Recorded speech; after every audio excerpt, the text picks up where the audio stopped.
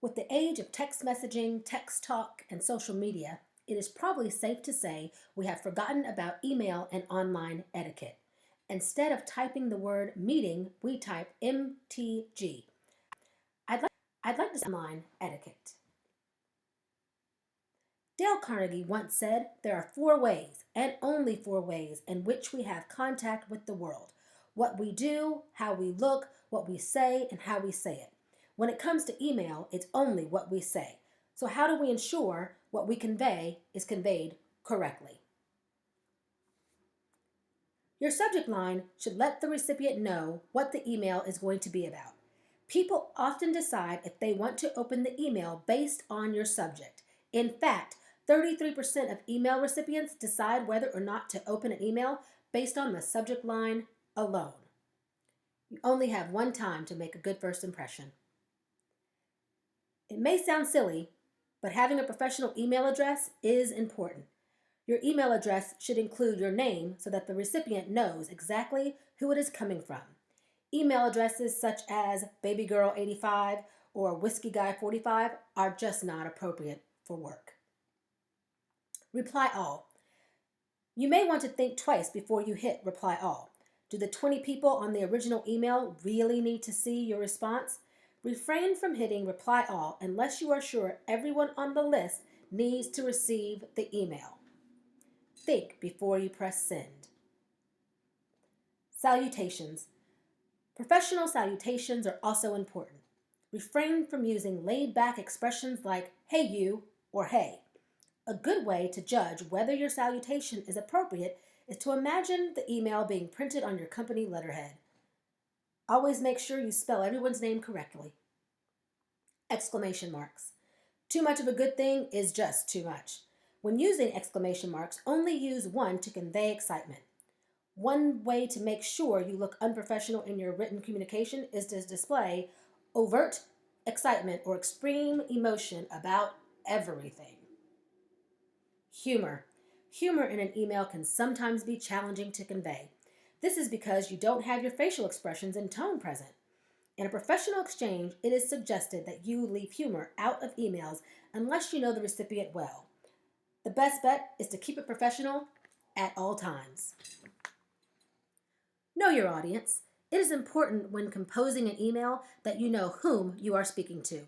Are you sending an email to a peer, to a colleague, or to a supervisor? It is also good to know the recipient's communication style. Are they direct? Do they want detail or no detail? Ask yourself, who am I sending this to? Spell check.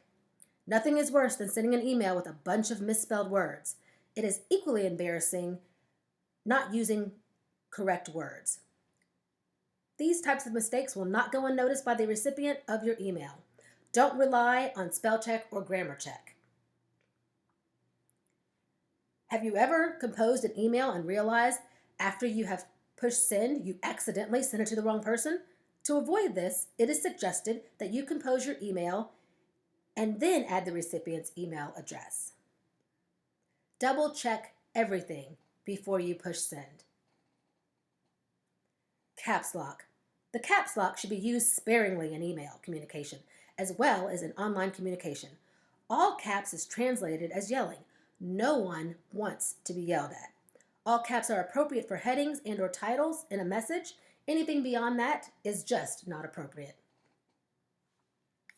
Be polite. Even when online, the golden rule applies. Treat others as you would like to be treated.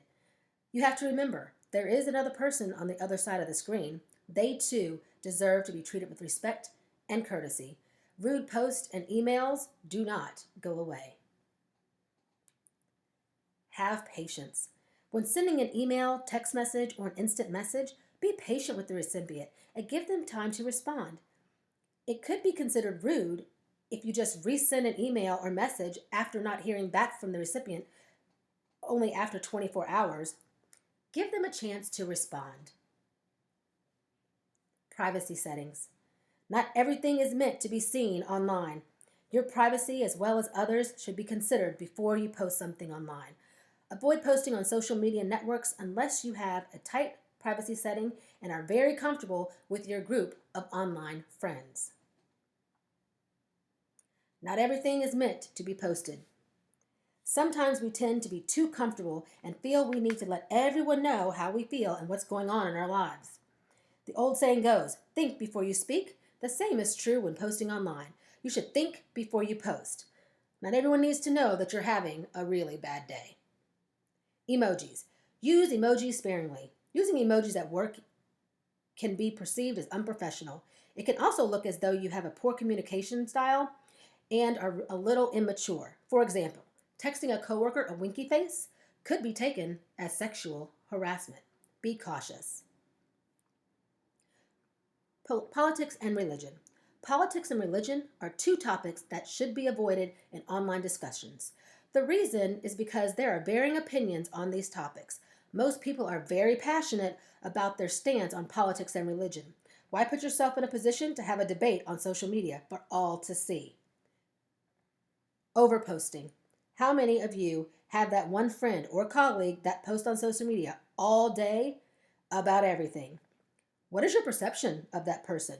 It's important that you're not posting updates and selfies when you should be working, or better yet, doing something else. As we continue to be a more tech-savvy world and we use email and social media as our form of communication, we should remember one thing. There are times when it is just appropriate to pick up the phone. There is nothing better than hearing the person's voice. Human interaction cannot be replaced.